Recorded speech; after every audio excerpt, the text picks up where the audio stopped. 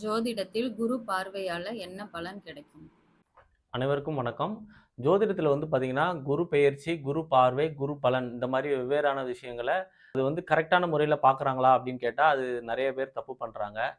குருன்றது சுபர் தான். ஆனா, அது எல்லாமே நல்ல விஷயங்கள தான் குடுக்கும்.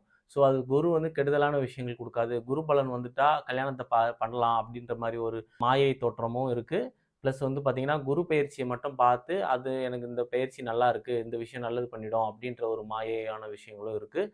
குரு பார்வை பெற்றுட்டா அந்த இடம் நல்லாருக்கும் அப்படின்ற ஒரு விஷயம் இருக்கு. எல்லாமே கரெக்ட்டா பார்க்க வேண்டிய விஷயம் தான். ஆனா குரு பெயர்ச்சின்றது உங்களுக்கு குரு தசையோ, புத்தியோ நடந்தா அந்த குரு பெயர்ச்சி கோச்சாரத்தில உள்ள பெயர்ச்சிய பார்த்து பலன் தெரிஞ்சுக்குங்க. அதே மாரி குரு பலன் அப்படின்றபோது திருமணத்துக்கு பார்க்குறாங்க. குரு பலன் அவங்க பிறந்த ராசி நட்சத்திரத்துக்கு பார்க்குறாங்க. அது தவறு.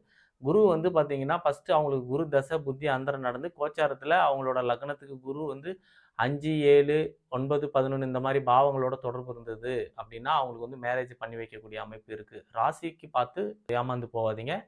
லக்னத்துக்கு உங்களுக்கு தசா, புத்தி, அந்தரம் நடக்கிற பட்சத்தில குருவோட பொசிஷன் நல்லா இருக்கு. மேரேஜுக்கு பாவங்களுக்கு சாதகமா இருந்தா, அது கண்டிப்பா நல்லபடியா நடத்தும்.